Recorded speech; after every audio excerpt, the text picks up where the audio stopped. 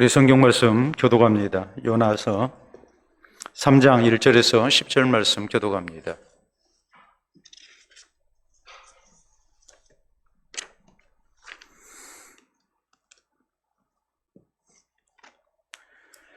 요나 3장 1절에서 10절 말씀 교독합니다. 여호와의 말씀이 두 번째로 요나에게 임하니라. 이르시되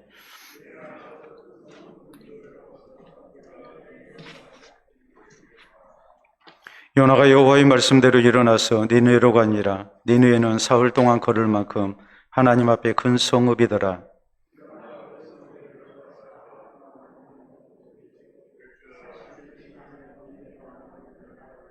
니느웨 사람들이 하나님을 믿고 금식을 선포하고 높고 낮은 자를 막론하고 굵은 베옷을 입은지라.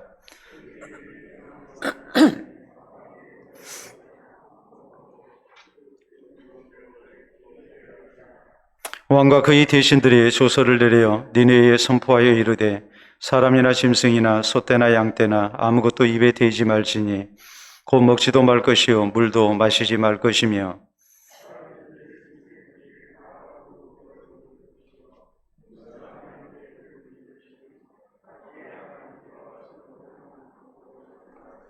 하나님이 뜻을 돌이키시고 그 진노를 그치사 우리가 멸망하지 않게 하시리라. 그렇지 않을 줄을 누가 알겠느냐 한지라.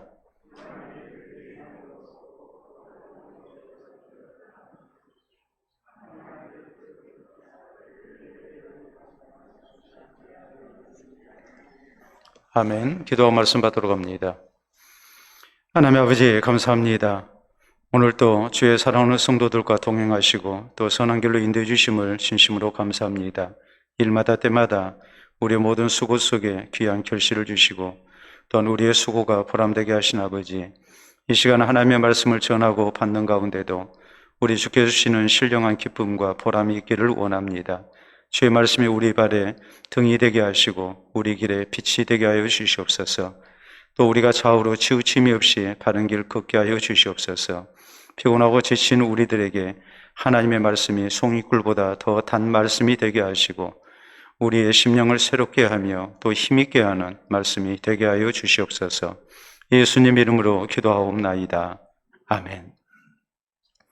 오늘 요나강의 네 번째 시간입니다. 우리가 일반적으로 운명이라는 용어를 사용할 때에 이것은 거역할 수 없는 하늘의 뜻이다, 신의 뜻이다, 이렇게 이제 일반적으로 생각을 합니다. 그런데 헬라 사람들은 이 운명에 대해서 히브리 사람들과는 좀 다른 입장을 이렇게 취했습니다. 헬라 사람들은 운명을 얘기할 때에 이제 대체적으로 세 가지로 이렇게 얘기를 합니다. 먼저 헬라 말로 이 그리스어로 모이라라는 용어가 있습니다. 이 말은 몫이라는 말입니다. 이것은 하늘이 내게 준, 신이 내게 준 내가 지고 가야 할 내 인생의 몫이다. 이것이 바로 운명이다라고 얘기를 했습니다. 그런가 하면 두 번째는 아난케라는 운명이 있다고 했습니다. 아난케라는 말은 어떤 의미냐면 필연이라는 말입니다. 이것은 모든 것이 설계가 그렇게 되어 있기 때문에 피할래야 피할 수 없는 그런 이제 내가 가야만 하는 길, 이것은 숙명적으로 필연적으로 내게 나타난 일, 이런 것을 얘기할 때 아난케라는 말을 썼습니다. 그리고 이제 또 하나 운명과 관련해서 쓰는 용어가 있습니다. 그게 바로 티케입니다. 티케라는 이 헬라 말은 어떤 말이냐면은 우연이라는 말입니다.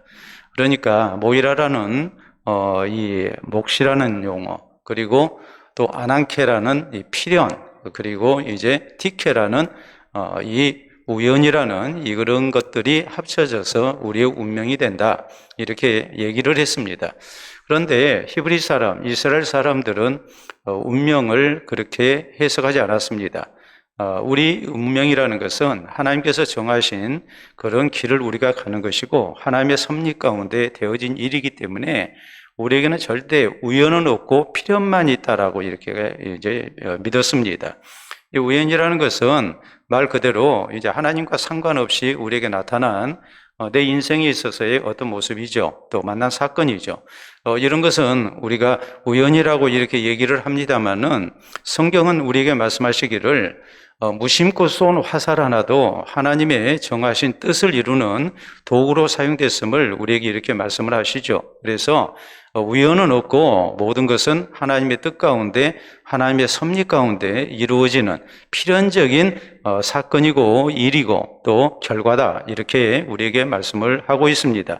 그렇기 때문에 하나님께서 정하신 뜻이 있고 이것이 필연적으로 우리에게 나타나는 게 우리의 운명인데, 이것을 우리가 만약에 거역하게 된다면, 정해진 하나님의 뜻을 우리가 거역하게 된다면 거기에는 하나님의 무서운 징벌이 있기 마련이다, 이렇게 이제 믿었단 말이에요. 그렇기 때문에 우리가 주기도문을 통해서 우리가 기도할 때도 그런 내용이 나오죠. 뜻이 하늘에서 이룬 것 같이 땅에서도 이루어지이다. 다시 말하자면 하나님의 뜻이 하늘에서 이미 완성이 되어 있습니다. 정해져 있습니다. 그것이 이제 때를 따라서 또 어떤 사건을 통해서 또 하나님의 섭리 속에서 이제 우리에게 어떤 경우에는 우연을 가장한 모습으로 이제 나타나게 되고, 또 이런 것들이 하나님의 이 정하신 뜻을, 이루신 뜻을 이제 우리 가운데, 이 땅 가운데서 이루시기 때문에 우리가 주기도문을 통해서 기도할 때에 뜻이 하늘에서 이룬 것 같이 땅에서도 이루어지이다 라고 이렇게 기도를 하는 겁니다. 우리는 지난 시간에 요나가 물고기 뱃속에서 하나님 앞에 기도한 내용에 대해서 살폈습니다. 이 이스라펠이라는 이 기도, 이것은 다름이 아니라 계속적인 기도인데 하나님을 향한 감사의 기도라고 우리가 이렇게 살폈죠. 자, 애꿎은 일을 당했습니다. 그가 하나님의 뜻을 거역하고 이렇게 반대 방향이 다시스로 가는 배를 탔지만 이 배가 바다에서 큰 풍랑을 만났고, 또 이 풍랑을 가져온 장본인이 누군지 제비를 뽑았을 때에 우연을 가장한 하나님의 이런 필연적 사건이 나타나지 않습니까? 그래서 제비는 사람이 뽑지만 이 일의 작정은 하나님으로부터 말미암는 것과 마찬가지로 요나가 뽑혀서 결국 요나는 바다에 던져지게 됐고, 그리고 하나님이 예비하신 큰 물고기에 밥이 됐습니다. 그리고 그가 물고기 뱃속에서 하나님 앞에 하나님을 이렇게 원망하고 불평하고 낙심 가운데 있는 것이 아니라 오히려 하나님을 향해서 계속해서 하나님 감사합니다 하면서 이제 하나님 앞에 이 이스라펠의 기도를 이제 드리고 있는 거란 말이에요. 그 이유가 뭐였는가 했을 때에 우리가 몇 가지로 생각할 수 있었다고 했죠. 그것은 다름이 아니라 고난도 하나님의 은혜였기 때문입니다. 그가 마땅히 죽어야 할 사람이고, 또 누가 보더라도 이렇게 큰 풍랑을 만나고 바다에 던져졌다면, 또 물고기 밥이 됐다면 죽어야 하는데 그가 죽지 아니했기 때문에 하나님 앞에 감사 기도를 할 수밖에 없었죠. 그리고 그를 하나님이 살려주신 것은 다름이 아니라 하나님께서 아직 긍휼을 남기신 의미이기 때문에 요나는 자신을 향하신 하나님의 긍휼에 감사하면서 기도를 드린 겁니다. 뿐만 아니라 하나님이 내게 이렇게 긍휼을 주신 것은 이 긍휼 가운데 나에게 다시 한번 기회를 주실 것이다, 분명히 나를 이렇게 구원하실 것이다라는 확신이 있었기 때문에 그는 하나님 앞에 이렇게 감사하는 기도를 계속 드릴 수 있었던 것입니다. 자, 그럴 때 하나님께서 놀라운 반전의 역사를 나타내시죠. 물고기 명령에서 이제 물고기가 이 요나를 토해냈고, 요나가 육지에 이제 토해진 가운데 그가 생명을 건지게 됐다. 이것이 우리가 지난 시간에 살폈던 말씀의 내용입니다. 자, 이 3장에 이르러서 오늘 성경 말씀은 요나가 이제 하나님의 말씀에 순종해서 니느웨로 가서 하나님의 명령대로 이렇게 하나님의 말씀을 외쳤을 때에 니느웨에 놀라운 회개의 역사가 일어났고, 또 구원의 이런 놀라운 은혜가 나타났다라는 것이 이제 오늘 본문에 있는 내용이거든요. 자, 하나님의 명령과 뜻에 불순종하고 또 하나님의 징벌을 받았던 이런 모습이 아니라, 징벌을 받는 모습이 아니라 오히려 하나님의 말씀을 잘 받아들이고 이렇게 순종한 가운데 이제 하나님의 아름다운 구원의 역사가 나타났다라는 것이 오늘 성경이 우리에게 보여주는 내용이에요. 자, 그렇기 때문에 여기 말씀을 우리가 살피게 될 때 먼저 우리가 깨달아야 할 중요한 사실이 있어요. 그건 뭐냐면 하나님은 절대 실패하시지 않는다는 사실입니다. 자, 거기 기록된 1절에 있는 말씀을 보면 여호와의 말씀이 두 번째로 요나에게 임하니라 이르시되라고 그랬거든요. 자, 그래서 요나는 하나님께서 그에게 이르신 대로 이제 순종을 하는 겁니다. 자, 요나의 순종이라는 것은 하나님 명령대로 되어진 일이었어요. 하나님께서는 요나가 하나님 앞에 불순종했을 때에 저를 징벌을 통해서 이렇게 깨우쳐 주시고 그가 하나님의 뜻에 복종하도록 만드셨어요. 요나가 하나님을 이긴 것이 아니라 하나님이 요나를 이기신 거예요. 또 하나님께서 니느웨에 하나님의 말씀을 전하게 하시고 니느웨 백성들을 구원하시고자 하시는 하나님의 계획이, 하나님의 뜻이 그대로 성취가 돼가는 것을 우리에게 보여주고 있는 겁니다. 자, 그렇기 때문에 이런 말씀은 우리에게 분명한 사실을 가르치죠. 그게 뭐냐면 하나님과 사람 사이에 누가 이기겠는가? 우리는 자식을 키우면서 그래요. 부모가 자식을 사랑하기 때문에 어떤 경우 부모가 자식에게 져줍니다. 그런 때가 많이 있잖아요. 물론 자식도 부모 모시고 살다 보면은 또 순종하는 뜻에서 부모에게 이렇게 순종하고 또 져드리고 그런 경우도 있습니다. 근데 그런 것은 어찌 보면 당연한 일이죠. 그런데 부모가 자식에게 져준 때가 있어요.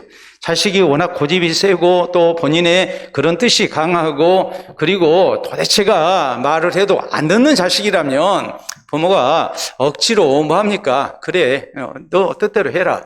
그리고 부모가 져주거든요. 그런 경우도 많이 있거든요. 근데 하나님은 요나라는 사람을 놓고 볼 때에 참 강팍한 그런 선지자였음에도 불구하고 요나가 하나님 앞에 어떤 의미로 보자면 아주 공개적으로 반항을 하고 그가 하나님의 말씀에 불순종했지만 그렇다고 해서 요나가 하나님을 이기도록 놔두셨는가? 하나님은 그렇게 하지 아니하셨어요. 요나가 결국 하나님 앞에 지게 만드셨어요. 그리고 하나님의 말씀에 순종하게 만드셨단 말이에요. 니느웨도 마찬가지예요. 니느웨도 하나님 경외하지 아니하고 하나님을 대적하는 아주 패역한 백성들입니다. 그런데 이들을 구원하시고자 하시는 하나님의 계획이 있었는데, 하나님의 뜻이 있었는데 이것도 결국 그대로 다 성취가 되고 있는 거예요. 요나가 아무리 그것을 막아보려 하고 불쾌하게 생각하고 또 하나님 앞에 반항하고 했지만 이 모든 것은 하나님의 뜻대로 하나님의 계획대로 다 되어졌지, 어떤 사람이 혹은 요나가 또 니느웨 백성들이 거역한다 해서 하나님을 사람이 이길 수 있는 그런 부분이 절대 아니었음을 우리에게 말씀합니다. 자, 그러면 우리가 이 대목을 보면서 어떤 생각을 해야 되겠습니까? 자, 여러분이 요나라면 어떤 생각을 해야 되겠습니까?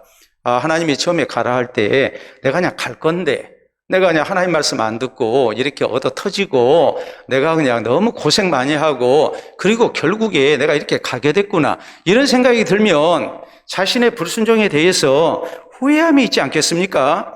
우리가 자식들 기르면서 그러잖아요. 너 매 맞고 말 들을래? 좋은 말 할 때 들을래? 그러잖아요. 누가 지혜롭겠습니까? 매 맞고 듣는 자식이 지혜롭겠습니까? 아니면은 매 맞기 전에 좋은 마음으로 순종하는 것이 지혜롭겠습니까? 우리가 자식을 키우면서 그런 식으로 얘기를 많이 하잖아요. 너 매 맞고 말을 들을래? 좋은 말로 할 때 말을 들을래? 우리가 그러거든요. 여러분, 하나님 앞에 우리가 하나님의 뜻은 절대로 사람이 바꿀 수 없다는 것을 생각하면, 하나님은 절대로 실패가 없으신 분이라는 것을 생각하면 내가 져야지 하나님이 지는 법이 없어요. 내가 하나님을 이겨먹으려고 해서는 안 돼요. 제일 좋은 것은 하나님 앞에 내가 자원적으로 순종하는 거예요. 왜요? 사람은 하나님을 이길 수 없어요. 하나님의 뜻이 정해져 있으면 어느 누구도 그것을 거역할 수가 없습니다. 하나님이 져주시는 법이 없어요. 그렇기 때문에 제일 좋은 것이 무엇인가? 부모와 자식지간에는 부모가 자식에게 져주는 경우도 있지만 하나님과 사람 사이에는 하나님이 져주시는 법이 없습니다. 하나님은 어떻게 해서든지 그 사람을 굴복시키세요. 그리고 하나님의 말씀에 순종하게 만들어요. 징벌이라는 수단을 통해서 하나님은 분명히 하나님의 뜻을 성취를 하신단 말이에요. 이 실패가 없으신 하나님 앞에 우리가 가져야 할 신앙의 자세, 그것은 자원적 순종입니다. 기쁜 마음으로 순종하는 겁니다. 매 맞고 듣는 사람 되지 말고 매 맞기 전에 내가 하나님을 이길 수 없음을 시인하면서 우리가 기쁜 마음으로 순종하고 사는 성도가 돼야 돼요. 하나님께서 분명히 나에게 좋은 뜻으로 좋은 목적으로 내게 주신 명령이다 생각하고 우리가 하나님 앞에 기쁨으로 자원적으로 순종하는 사람이 돼야 됩니다. 여러분, 성경에 보면 하나님께서 애굽왕 바로에게 내 백성을 내놓으라고 모세를 통해서 이제 요구를 하십니다. 근데 바로는 무슨 하나님의 백성, 내 백성이지, 내 노예지 하면서 말을 듣지를 않습니다. 그래서 우리가 성경을 보면 그런 대목이 나오죠. 이제 모세가 결국 10번의 재앙을 이렇게 나타냅니다. 그런데 재앙을 나타낼 때마다 바로가 말을 안 들어요. 말을 안 듣는 것을 성경은 뭐라고 기록을 했느냐? 바로가 그 마음을 완고하게 했다. 이렇게 성경은 기록을 하고 있거든요. 하나님께서 바로의 마음을 완고하게 하셨다. 완강케 하셨다. 성경이 이렇게 기록을 하고 있는데, 그러면 하나님께서 저를 완강하게 하셨느냐? 그런 의미가 아니에요. 그런 의미가 아니고 완강한 대로 하나님이 내버려 두셨다는 말이에요. 회개하는 마음도 하나님이 주셔야 회개가 되는 거예요. 깨닫는 마음도 하나님이 주셔야 하는 거예요. 그런데 워낙 강팍하고 완강한 사람, 완고한 사람이니까 하나님께서 그냥 그대로 그냥 둬버리신 거예요. 그러니까 이 사람 보세요. 매를 10번이나 맞고 결국 항복을 하는 겁니다. 애굽이라는 나라가 망할 정도가 됐어요. 신하들이 얘기합니다. 애굽이 망한 줄 왕께서는 모르십니까? 우리나라 망했습니다. 더 이상 하나님 거역해서는 안 됩니다. 저희의 요구를 들어주십시오. 이렇게까지 신하들이 사정할 정도가 되거든요. 여러분, 이렇게 10번이나 재앙을 당하고 그리고 결국 항복할 생각이었다면 뭐 해야 되겠습니까? 처음부터 순종하는 것이 제일 지혜롭죠. 끝까지 버티다가 결국에 매를 맞을 대로 맞다가 이제 항복한다는 거, 이거 얼마나 어리석은 일이겠느냐 이 말이에요. 여러분, 농부가 소를 끌고 갈 때에 소가 말을 안 들을 때가 있습니다. 콧대를 껴서 이제 끌고 가는데 소가 버팁니다. 그러면은 농부가 몇 번 끌다가, 그래, 내가 너 못 이기겠다. 그래, 네 마음대로 그냥 가고 싶은 대로 가거라. 농부가 그러겠습니까? 매를 때려서라도 농부가 의도한 대로 소를 끌고 가겠죠. 어느 농부가 소가 말을 안 듣는다고, 끄는 대로 안 온다고 소 가자는 대로 농부가 따라가겠습니까? 그런 법은 있을 수가 없어요. 주인이 의도한 대로 끌고 가는 것이지, 매를 때려서라도 끌고 가는 것이지, 그렇게 하기 위해서 콧뚜레를 깬 거 아니겠습니까? 마찬가지예요. 하나님과 우리 사이가 그렇단 말이에요. 여러분, 유명한 정복자인 알렉산드로스 대왕은 이제 어떤 성읍을 공격을 할 때에 먼저 타협안을 제시합니다. 나한테 항복해라. 항복하면 살려주겠다 하고서 동맹을 맺자고 합니다. 그러면 내가 너희를 해하지 않겠다. 받아들이면 살려줬습니다. 동맹을 맺고 이제 후대했습니다. 그런데 만약에 그 타협안을, 동맹을 맺자는 이 제안을 받아들이지 아니하면 철저히 진멸해버렸습니다. 그렇기 때문에 알렉산드로스의 이런 정복전쟁이 크게 성공을 한 거예요. 도 아니면 뭐예요? 그 제안을 받아들여서 동맹을 맺든지 아니면 거역하다가 다 몰살을 당하든지 둘 중에 하나였어요. 거기에 관용은 없었어요. 받아들이면 관용이 있었지만 받아들이지 아니하면 아주 무서운, 잔인할 정도의 그런 징벌이 이제 가해졌어요. 여러분, 성경은 이사야서 1장 5절로 6절에 이렇게 우리에게 말씀합니다. 너희가 어찌하여 매를 더 맞으려고 폐역을 거듭하느냐? 온 머리는 병들었고 온 마음은 피곤하였으며 발바닥에서 머리까지 성한 것이 없이 상한 것과 터진 것과 새로 맞은 흔적뿐이거늘 그랬거든요. 당시 유다의 형편이 하나님 말씀을 듣지 않습니다. 하나님의 말씀을 듣지 아니하니까 하나님께서 아주 무서운 징벌을 내리십니다. 그래서 하나님께서 선지자를 시켜서 하시는 말씀이 머리끝에서 발끝까지 그냥 얻어 터진 자국밖에 없다고, 또 새로 맞은 흔적이 있다고, 이렇게 하나님께서 탄식을 하시면서 저희를 책망을 하시죠. 여러분, 하나님은 절대 실패하시지 않습니다. 이 실패하시지 않는 하나님 앞에 내가 하나님을 바꾸려고 해서는 안 됩니다. 하나님을 바꾸려 하면 내가 힘들 뿐입니다. 우리에게 있어서 하나님은 하나님의 뜻을 꼭 성취하신 분이라는 것을 잊지를 말고, 이 실패가 없으신 하나님 앞에 우리는 자원적으로 기쁜 마음으로 순종하는 것이 가장 지혜로운 것이고 내게 가장 복되다는 것을 우리는 믿어야 합니다. 늘 하나님의 말씀 앞에 매 맞고 돌아서는 사람이 아니라 매 맞기 전에 우리가 먼저 하나님의 말씀에 순종하고 또 하나님의 사랑을 받는 그런 성도들이 될 수 있기를 바랍니다. 자, 다음으로 우리가 2절에 있는 말씀을 이제 또 봐야 합니다. 자, 2절 말씀 우리가 봅니다. 일어나 저 큰 성읍 니네로 가서 내가 네게 명한 바를 그들에게 선포하라 하신지라 그랬거든요. 자, 내가 네게 명한 바를 그들에게 선포하라. 우리가 1장 2절에 보면 하나님께서 요나에게 맨 처음 주셨던 명령은 이것이었습니다. 이 니네를 향하여, 그것을 향하여 외치라 그랬는데, 이 원문의 뜻은 쳐서 공격해라라는 말이거든요. 그러면서 하나님 하시는 말씀이 그 악독이 내 앞에 상달됐다 그랬어요. 이 니네의 죄악이 가득 차가지고 하나님 앞에 다 상달이 됐어요. 이제 하나님의 진노와 징벌, 심판을 당할 수밖에 없는 그런 형편이 됐다 이 말이에요. 그래서 요나에게 하나님께서 니느웨로 가서 이제 외치라고 하신 겁니다. 그래서 3절에 요나가 여호와의 말씀대로 일어나서 니느웨로 가니라. 니느웨는 사흘 동안 걸을 만큼 하나님 앞에 큰 성읍이더라. 요나가 그 성읍에 들어가서 하루 동안 다니며 외쳐 이르되 40일이 지나면 니느웨가 무너지리라 하였더니 그랬거든요. 자, 사흘 동안 걸을 만큼 하나님 앞에 큰 성읍이었다. 역사 기록과 또 고고학적 발굴에 의하면 니느웨가 얼마나 큰 성읍이었는가.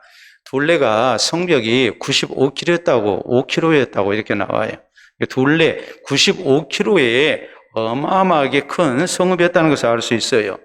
성벽의 높이는 무려 30m에 달했고, 그리고 성벽 위는 세 대의 쌍두마차가 함께 달릴 수 있을 정도로 넓은 길이 있는, 그러니까 성벽의 두께가 얼마나 이제 대단했겠는가. 쌍두마차 세 대가 동시에 나란히 달릴 수 있을 정도니까 오늘날로 우리가 얘기를 하자면은 적어도 2차로 이상의 그런 이제 폭을 가지고 있었다고 봐야죠. 우리 성읍이 얼마나 견고했겠는가라는 걸 알 수 있거든요. 거기에다가 둘레에는 깊은 해자를 만들었습니다. 해자라는 것은 뭡니까? 깊은 구덩이를 파가지고 거기다 물을 채워서 그래서 바로 성을 공격하지 못하도록 이제 성과 육지를 연결하는 그런 다리를 하나 만들어 놓고 적들이 쳐들어올 때는 그 다리를 이제 올려버리잖아요. 그러면 건너갈 수가 없잖아요. 말 그대로 그냥 섬이 돼버리는 겁니다. 그래서 공격을 못하게 이렇게 깊은 해자로 이 성읍을 둘렀습니다. 그리고 병영과 무기고와 군량 창고가 성 안에 이렇게 있는, 그래서 말 그대로 인공적으로 이제 대단한 요새를 만든 성읍이 바로 이 니느웨였습니다. 둘레가 95km라고 그랬죠. 그렇기 때문에 이 성을 한번 도는데 며칠이 걸리느냐? 3일이 걸립니다. 약 220만 평의 넓이를 자랑했다고 나옵니다. 인구는 몇 명이냐? 우리가 나중에 4장 끝부분에 보면 하나님께서 이 니느웨에는 좌우를 분변치 못한 자가 12만여 명이요 그랬거든요. 그러면 좌우를 분변치 못한다라는 것은 영적인 깨달음이 없어서 좌우를 분별하지 못하는 어리석은 사람들이다라는 의미도 있지만은 대체적으로 7세 이하의 어린아이를 이제 좌우를 분변치 못하는 아이다라고 이렇게 얘기를 했습니다. 그렇기 때문에 당시 인구 분포를 이렇게 놓고 볼 때에 7세 이하의 아이들이 12만 명 정도라면 대략적으로 남녀노소 어른을 다 합쳐놓으면 이제 60만 이상의 그런 큰 성읍이었다라는 것을 우리가 이렇게 생각할 수 있어요. 그래서 오늘 성경은 하나님 앞에 큰 성읍이었다. 하나님 앞에 큰 성읍이었다라는 이 의미는 이제 굉장히 큰 성읍이었다라는 그 표현을, 관용적 표현을 그렇게 한 거예요. 하나님 앞에서 큰 성읍이었다. 여러분, 온 세상이 하나님 앞에 있어요. 여러분, 하늘 아래 제일 크다. 바로 그런 의미와 똑같아요. 그러니까 니느웨라는 성읍이 얼마나 크고 웅장한 성읍이었는가 하는 것을 알 수 있죠. 근데 4절에 보면 요나가 그 성읍에 들어가서 하루 동안 다니며 외쳐 이르되 40일이 지나면 니느웨가 무너지리라 하였더니 그랬어요. 자, 요나가 이 백성들에게 외치는 내용을 보면은 저희의 죄악을 지적하면서 그 죄를 회개해야 너희가 살 수 있다는 내용을 전한 게 아니라 저희의 그 죄악을 지적하라고 하나님께서는 말씀을 하셨는데 그 얘기는 하지 않고 40일 지나면 이 성읍이 무너진다. 그 하나님의 심판의 내용만을 전하고 있는 거예요. 요나가 그렇게 전한 이유는 뭐겠습니까? 지금 하나님의 말씀에 절대적으로 순종을 못하고 있는 거예요. 왜요? 니느웨 백성들이 구원받는 것이 싫거든요. 그래서 나중에 이제 우리가 4장에 보면 요나가 아주 노골적으로 하나님 앞에 불평을 터뜨리죠. 여러분, 지금 요나가 저희가 살 수 있는 길은 말하지 않고 40일이 지나면 하나님의 무서운 심판 가운데 이 견고한 성읍이 하나님 앞에 큰 성읍 니느웨가 무너진다고 이렇게 하나님의 심판을 지금 외치고 있는 겁니다. 그런데 하루 동안 다녔다고 그랬어요. 자, 니느웨는 며칠 동안 다녀야 할 정도로 큰 성읍이라고 했습니까? 사흘을 다녀야 하거든요. 3일을 다녀야 하는 성읍인데 하루만 다녔다고 그랬어요. 하루길만 다니고 외쳤다고 그랬어요. 왜 하루길만 다녔을까? 우리가 두 가지 이유를 생각할 수 있어요. 첫째는 요나의 마음이 이 사람들을 구원 얻는 게 싫으니까 그냥 대충 하루만 외친 거예요. 이렇게 우리가 해석할 수 있고, 또 하나 요나가 하루길만 다니면서 외쳤다는 말은 뭐냐면은 요나가 전한 하나님의 심판의 말씀이 저 사람들에게 굉장한 충격으로 다가와가지고 이들이 하루 동안에 회개운동이 일어난 거예요. 그러니까 이틀, 사흘 전할 필요가 없었다는 말이에요. 하루 동안 요나가 다니면서 외쳤지만은 이제 요나가 다니지 아니해도 될 정도로 회개운동이 즉각적으로 일어났다는 말이에요. 그러니까 요나가 2일째, 3일째 다닐 이유가 없었죠. 이제 그런 의미로 우리가 생각을 할 수가 있어요. 자, 중요한 것은 니느웨 백성들이 요나가 전하는 이 하나님의 심판의 말씀을 듣고 민족적인 회개 운동이 일어났다는 사실입니다. 여러분, 오늘 성경을 보면 거기 이런 말씀이 나오죠. 이 니느웨 백성들의 회개가 이제 이런 말씀이 나와요. 5절에 니느웨 사람들이 하나님을 믿고 금식을 선포하고 높고 낮은 자를 막론하고 굵은 베옷을 입은지라 그 일이 니느웨 왕에게 들림에 왕이 보좌에서 일어나 왕복을 벗고 굵은 베옷을 입고 제2에 앉으니라. 자, 여러분, 민족적으로 회개를 하려면 제일 빠른 길이 뭐겠습니까? 왕명을 내리는 거예요. 위에서 아래로 백성들에게 왕명을 내려가지고 이제 다 금식을 선포하고 굵은 베옷을 입고 그리고 회개하라고 이렇게 얘기하는 게 제일 빨라요. 근데 이 니느웨 백성들의 회개는 그렇게 되지 아니했어요. 아래서부터 위로 올라간 거예요. 요나의 심판의 하나님의 이 심판의 메시지를 들은 사람들이 이 하나님의 말씀 앞에 즉각적으로 회개하는 운동이 일어난 겁니다. 회개 운동이 일어나고 이것이 옆으로 많은 사람들에게 이제 전파가 됐고 요나가 사흘 동안 안 돌아다녀도 될 정도로 온 성읍이 소문이 이어진 가운데 하나님이 우리를 40일 지나면 이 성을 무너뜨리신다고 했다. 우리가 회개해야 산다. 하고서 이 백성들이 지금 모두가 회개를 한 거예요. 그 소식을 듣고 왕이 무슨 일인가를 알아본 거예요. 그리고 나서 왕이 이제 하나님의 심판이 이 성읍에 임박했다는 사실을 알고 이제 그때야 왕명을 내리는 것이죠. 그러니까 이 사람들이 얼마나 하나님의 심판의 말씀 앞에 마음문을 열고 그것을 잘 받아들였는가라는 것을 우리가 알 수 있어요. 여러분, 요나는 니느웨 백성들을 두려워했습니다. 마음에 안 들어 했습니다. 그렇기 때문에 하나님의 명령에 불순종했던 사람입니다. 그러나 그가 하나님을 통해서 이렇게 무서운 징벌을 당하고 난 다음에 이제는 하나님의 말씀을 외치죠. 그가 두려워했던 니느웨로 가서 니느웨 백성들에게 저희에게 하나님의 심판의 메시지를 아주 힘있게 증거했습니다. 요나의 공로도 우리가 무시할 수 없습니다. 왜요? 요나가 아주 강력하게 외쳤기 때문에. 그래서 회개운동이 일어났다고도 할 수 있어요. 그러나 더 중요한 것은 뭐냐면 니느웨 백성들이 하나님의 말씀을 하나님의 말씀으로 받고 바로 회개를 했다는 사실이에요. 그렇기 때문에 우리가 하나님의 말씀에 대해서 어떤 생각을 해야 되겠습니까? 전하는 자의 책임도 중요하지만 받는 사람의 책임도 굉장히 중요한 거예요. 하나님의 말씀을 내가 잘 받아야 해요. 이 하나님의 말씀을 잘 받게 될 때에 내가 살아나는 은혜를 우리가 누릴 수가 있는 거예요. 여러분, 성경은 우리에게 그렇게 말씀합니다. 데살로니가전서 2장 13절에 있는 말씀을 보면 우리가 너희에게 전한 바 하나님의 말씀을 받을 때 너희가 사람의 말로 받지 아니하고 하나님의 말씀으로 받음이니 진실로 그러하다. 이 말씀이 믿는 자 가운데서 역사하느니라 그랬거든요. 하나님의 말씀을 하나님의 말씀으로 받은 거예요. 사람의 말로 받지 아니했어요. 그러니까 놀라운 역사가 나타났어요. 우리 예수님은 귀 있는 자들은 들을지어다 그랬어요. 귀 없는 사람이 있습니까? 다 귀 있죠.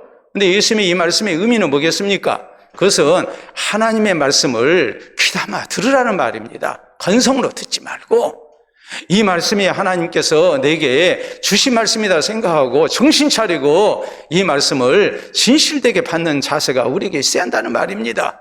그래야 우리가 생명 구원의 은총을 입을 수가 있고 또 하나님 앞에 합당하게 사는 성도가 될 수 있음을 우리가 잊지 말아야 합니다. 어떤 경우 하나님의 말씀이 우리를 책망할 수도 있습니다. 성경은 디모데후서 3장 15절로 17절에 우리에게 말씀합니다. 모든 성경은 하나님의 감동으로 된 것으로 하면서 이제 우리에게 교훈과 책망과 바르게 함과 의로 교육과 유익하니 뭐 이런 말씀이 나오죠. 근데 성경은 능히 너로 하여금 그리스도 예수 안에 있는 믿음으로 말미암아 구원에 이르게 하는 지혜가 있게 하느니라. 하나님의 말씀이 우리로 하여금 예수님을 구주로 믿어서 구원 얻게 하는 지혜를 얻게 합니다. 그런데 그렇게 되기 위해서는 우리가 어떻게 해야 하느냐? 모든 성경은 하나님의 감동으로 된 것으로, 이 말의 의미는 사람이 하는 말이 아니다 이 말이에요. 하나님께서 사람을 세워서 하나님의 감동 가운데 기록하게 하셨고 외치게 하셨다는 말이에요. 근데 그 하나님의 말씀이 우리에게 어떻게 선포가 됩니까? 교훈과 책망과 바르게 함과 의로 교육하기 유익하니 이는 하나님의 사람으로 온전하게 하며 또 모든 선한 일을 행할 능력을 갖추게 하려 함이라고 그랬거든요. 여러분, 하나님의 말씀을 우리가 잘 받아야 해요. 우리 자식들만 선생님 말씀을 잘 받고 하는 그런 필요가 있는 것이 아니라 우리는 하나님의 말씀을 잘 받는 사람이 돼야 돼요. 우리가 그렇죠. 사람이 망하려면 귀부터 망한다고 그래요. 듣지 말아야 할 말을 들어요. 들어야 할 말은 안 들어요. 그러니까 망하는 거예요. 우리가 보이스피싱을 얘기합니다. 이런 거 다 보이스피싱이니까 주의하라고 그럽니다. 근데 보이스피싱에 낚인 사람들을 보면 여러분이 생각할 때 연세 많으신 분이 걸리는 것 같아도 의외로 젊은 사람들이 또 많이 걸립니다. 분별력이 없는 거죠. 잘못해서 그렇게 되는 거죠. 우리가 듣지 말아야 할 말을 듣고 들어야 할 말을 듣지 아니하면은 공부하는 학생은 성적이 좋게 나올 수가 없고 또 이렇게 보이스피싱이나 이렇게 낚여가지고 또 엄청난 금전적 손해를 보고 또 참담함도 느끼겠죠. 뭐 그것 때문에 극단적 선택을 하는 사람들도 간혹 가다가 나오지 않습니까? 학생이 선생님의 말씀을 잘 들어야 하는 것처럼, 그리고 환자는 의사 선생님의 말씀을 잘 들어야 하는 것처럼 우리는 하나님의 말씀이 우리에게 선포될 때에 사람의 말이 아니라 이건 하나님의 말씀이다 생각하고 우리가 그 말씀을 잘 받아야 해요. 그 말씀을 잘 받아야 우리가 사는 거예요. 니느웨 백성들이 정말 소망 없는 사람 같았지만은 이런 사람들이 선지자가 전하는 하나님의 말씀을 하나님의 말씀으로 받으니까 놀라운 구원의 역사가 나타나잖아요. 우리가 늘 듣는 말씀이고 너무나도 우리에게 친숙한 말씀이다 할지라도 오늘 새롭게 하나님께서 내게 주신 말씀이다 생각하고 우리가 하나님의 말씀을 하나님의 말씀으로 받는 그런 열린 귀를 가진 성도가 되어야 됩니다. 그것이 나를 살리는 길이에요. 니느웨 백성들이 요나 선지자가 전하는 하나님의 말씀을 듣고 백성들부터 이런 놀라운 회개운동이 일어나고 급기야는 왕에게까지 이 모든 것이 소식이 전해져서 이제 민족적인 회개운동이 일어난 것을 기억하고 우리가 혹시라도 이 하나님의 말씀을 통해서 나를 새롭게 하시고 또 나에게 하나님의 은혜를 주시고자 하시는 이 하나님의 뜻을 거역하는 일이 있지 않도록 늘 하나님의 말씀 앞에 아멘 아멘 하는 우리가 될 수 있기를 바랍니다. 세 번째 우리가 생각해야 할 것은 무엇보다도 니느웨 백성들의 회개운동이죠. 니느웨가 회개를 했습니다. 자, 5절부터 다시 봅니다. 니느웨 사람들이 하나님을 믿고 금식을 선포하고 높고 낮은 자를 막론하고 굵은 베옷을 입은지라. 자, 하나님을 믿고라는 말은 무엇을 의미합니까? 전부터 하나님을 믿었다는 말입니까? 안 믿다가 이제 믿기 시작했다는 말입니까? 이제 믿기 시작했다는 말이에요. 하나님의 말씀이 전해지니까 절대로 믿지 않을 것 같은 사람이 믿어요. 회개 안 할 것 같은 사람이 회개를 하는 거예요. 6절에 그 일이 니느웨 왕에게 들림에 왕이 보좌에서 일어나 왕복을 벗고 굵은 베옷을 입고 제2에 앉으니라. 왕이 회개를 하네요. 그리고 7절 왕과 그의 대신들이 조서를 내려 니네에 선포하여 이르되 사람이나 짐승이나 소떼나 양떼나 아무것도 입에 대지 말지니 곧 먹지도 말 것이요 물도 마시지 말 것이며 사람이든지 짐승이든지 다 굵은 베옷을 입을 것이요 힘써 하나님께 부르짖을 것이며 각기 악한 길과 손으로 행한 강포에서 떠날 것이라. 하나님의 뜻을 돌이키시고 그 진노를 그치사 우리가 멸망하지 않게 하시리라. 그렇지 않을 줄을 누가 알겠느냐 한지라. 하나님이 그들이 행한 것 곧 그 악한 길에서 돌이켜 떠난 것을 보시고 하나님의 뜻을 돌이키사 그들에게 내리라고 말씀하신 재앙을 내리지 아니하시니라라고 말씀합니다.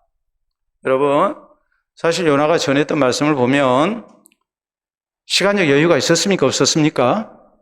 시간적 여유가 있죠. 요나가 하루 동안 전했거든요. 그런데 사흘길이라고 그랬어요. 그 정도로 큰 성읍인데 첫날 회개의 역사가 일어났어요. 둘째 날, 셋째 날 전할 필요가 없게 백성들로부터 회개운동이 일어나고 그것이 왕에게 전해졌고 다시 왕명을 통해서 온 성읍 사람들이 다 회개한 가운데 구원의 역사가 일어났어요. 하나님의 말씀으로 받을 때 이런 놀라운 구원의 역사가 나타난 겁니다. 그런데 우리가 생각하면 40일이 지나면 이 성읍이 무너지리라였거든요. 40일이 지나면 40일이라는 시간이 이 사람들로 하여금 회개의 급박성을 잊게 할 수 있어요. 왜요? 40일 후니까. 그런데 이 사람들이 아주 강팍해가지고 한 20일 있다가 회개하기 시작했다. 백성들 가운데 저기 용봉동에 사는 사람들이 먼저 회개하기 시작했다. 성경은 그렇게 말씀하지 않아요. 하루 만에 놀라운 구원의 역사가 나타났어요. 아주 강팍했던 사람들이 39일째가 되니까 내일이면 우리 죽겠구나 생각하고 야 우리 이제 회개하자 그랬다는 말이 아니에요. 절대로 회개 안 할 것 같은 사람들이 회개한 겁니다. 그래서 우리가 사장에 보면 요나의 그 심리가 나오죠. 요나는 니네 백성들이 회개하기를 원했습니까? 회개 안 하기를 원했습니까? 안 하기를 원했거든요. 혹시 이 사람들 회개하면 어쩌지 하는 마음은 있었어요. 하나님을 향해서 불평하면서 하나님 나 이럴 줄 알았습니다 그러잖아요. 그러나 요나가 또 생각했던 것은 이 사람들이 정말 회개할까? 내가 전해도 저 사람들 안 믿을 거야. 그러니까 구원받는 길에 대해서는 내가 얘기 안 하고 40일 지나면 이 성읍이 무너진다는 시판만 내가 외쳐야 되겠다. 그렇게 생각하고 그는 하나님의 말씀을 적당하게 편리할 대로 해서 일부만 백성들에게 전했던 거거든요. 근데 회개의 역사가 일어났어요. 여러분, 우리가 명심해야 할 일이 이겁니다. 사람 눈으로 볼 때 구원받을 만한 사람이 구원을 받고 구원받지 못할 사람은 절대 구원 못 받고 아닙니다. 충분히 예수님을 믿을 것 같고 한 사람이 다른 건 다 좋은데 신앙 문제에 있어서만큼은 굉장히 강팍해가지고 안 믿는 사람이 있습니다. 반대로 절대로 저 사람은 예수님 안 믿을 것 같은데 그런 사람이 예수님을 믿습니다. 우리가 성경을 보면 잘 알 수가 있죠. 여리고성에 많은 사람들이 살고 있습니다. 이 여리고성에서 제일 나쁜 사람, 저 사람은 하나님의 백성 아니고 절대로 구원받지 못할 사람이고 구원받아서도 안 되는 사람, 그 사람이 구원을 받습니다. 누굽니까? 세리장 삭개오죠. 수가성에 죄 많은 여인을 생각해 보세요.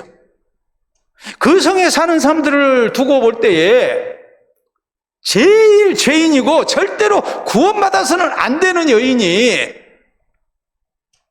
예수님을 만나고 구원을 받지 않습니까? 오히려 다른 사람들을 전도하지 않습니까? 우리가 알다시피 사도 바울도 그랬습니다. 절대로 받을 수 없는 사람이고 구원받아서도 안 되는 사람이거든요.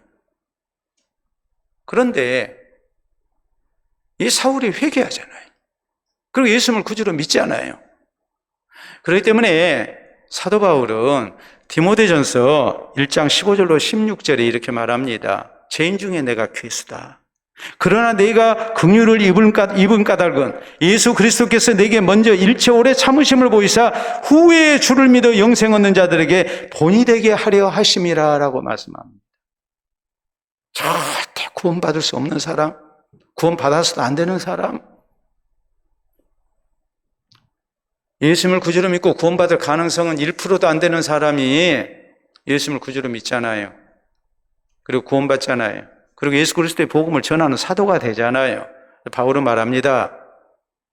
하나님께서 나에게 먼저 일체 오래 참으심을 보이사 긍휼을 베푸셔서 나를 보고 후에 주를 믿어 구원 얻을 사람들에게, 이 사람들에게 나를 본을 삼으셨다라고 말합니다.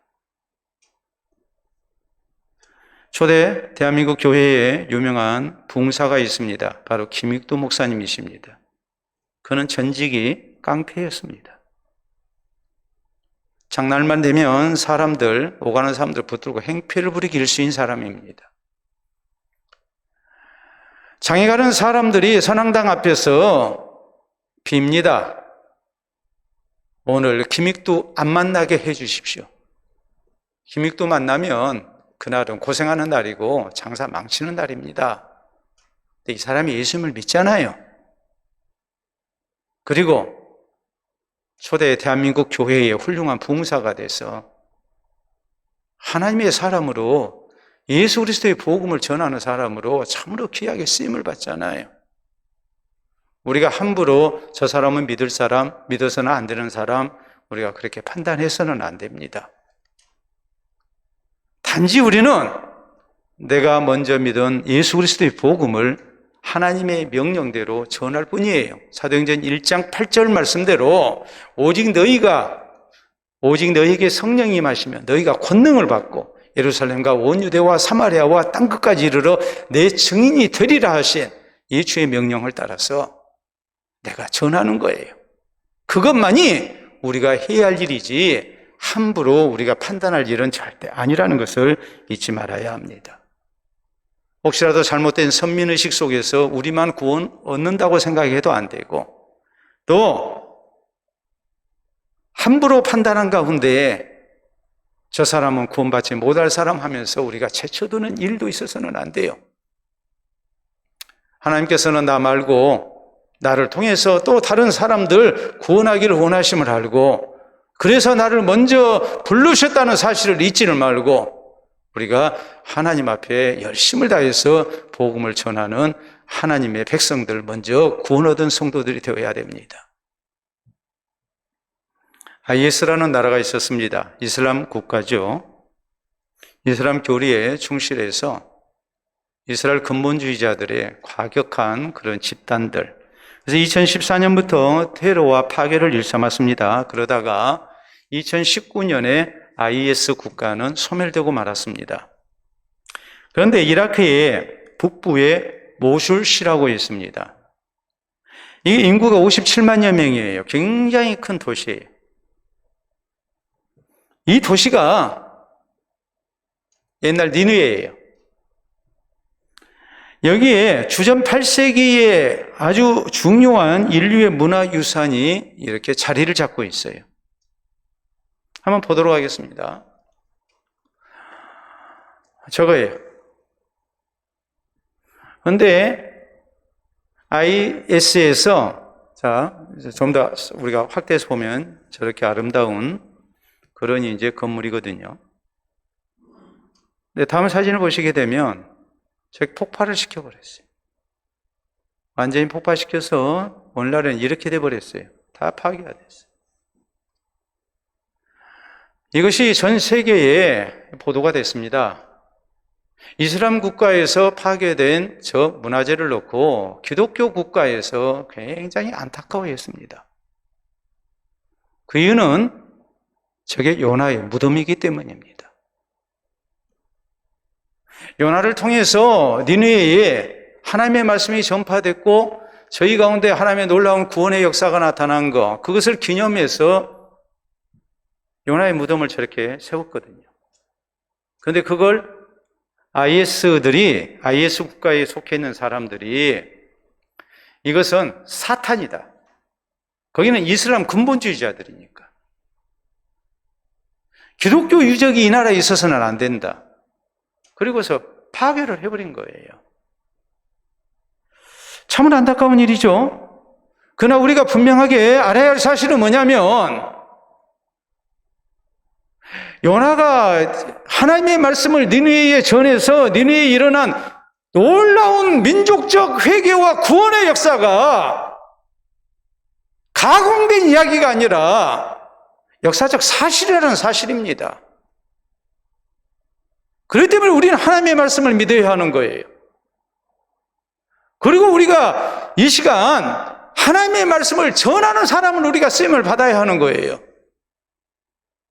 요나라는 역사적 실존 인물을 통해서 또 그를 통해서 나타내신 하나님의 놀라운 구원 역사를 통해서 우리에게 분명하게 강조하는 사실이 있어요.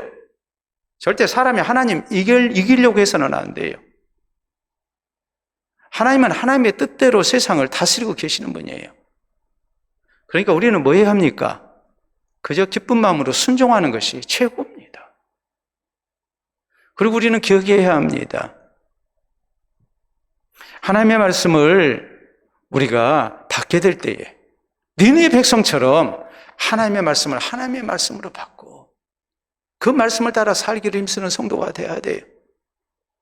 우리만 구원 얻는 것이 아니라 하나님은 나를 통해서 또 다른 사람들을 구원하기를 원하신다는 것을 알고 얼마든지 구원의 역사가 일어날 수 있다는 것을 우리는 믿고 우리는 이 하나님의 뜻을 따라서 그리스도의 복음을 힘있게 증거하는 성도들이 되어야 됩니다.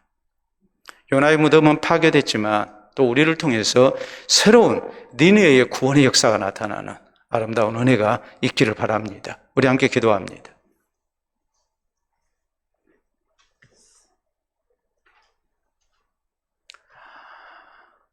오늘 살아계신 하나님의 말씀 앞에 나는 어떤 입장을 취하고 있습니까?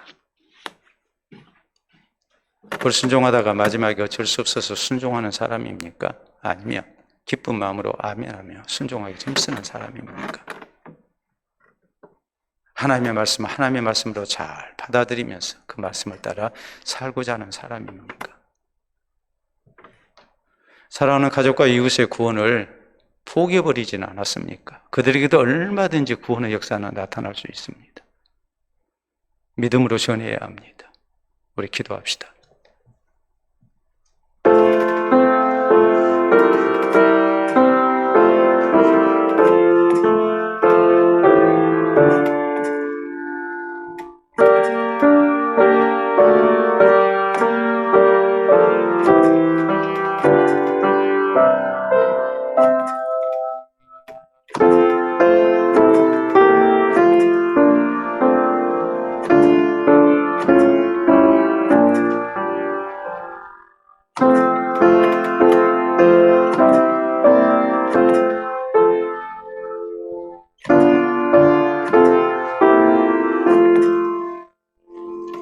자비로우신 우리 아버지 은혜를 감사합니다.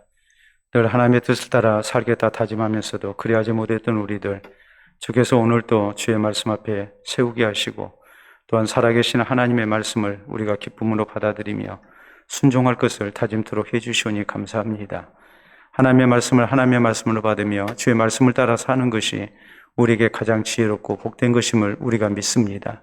이제 어리석은 모습으로 우리가 주님 앞에 반항하는 사람들 되지 아니하게 하시고 불순종하는 일이 있지 않도록 도와주시옵기를 원합니다. 늘 주의 말씀 참으로 소중히 받으며 그 말씀을 따라 사는 가운데에 살아계신 하나님의 은혜 가운데 거하게 하시고 또 우리를 통해 역사하시는 하나님의 아름다운 뜻을 우리가 널리 증거하여 우리 주변에 있는 많은 이들이 함께 구원 얻게 하시고 또 하나님을 찬미하는 입술들이 될 수 있도록 인도하여 주시옵소서. 요나 시대에 일어났던 니느웨의 놀라운 구원의 역사가 이제 우리 시대에 우리를 통하여 또한 우리의 가정에서 또 우리의 일터에서 우리 사는 땅에서 나타날 수 있도록 인도하여 주시옵소서. 예수님 이름으로 기도하옵나이다. 아멘.